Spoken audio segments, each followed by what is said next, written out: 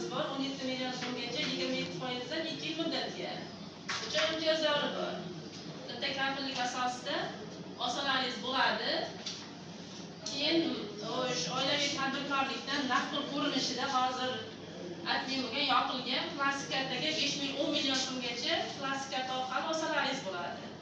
17,5% dan u 7 yil muddatgacha 33 million pul ko'chirish orqali olsalaringiz bo'ladi. Keyin moliyaviy ommabop kreditimiz bor. U oilaviy tadbirkorlikda imtiyozni yaxshi so'ndirganlarga 50 million so'mgacha kassadan naqd pul ko'rinishda olasizlar, kafillik asosida 3 yil muddatga.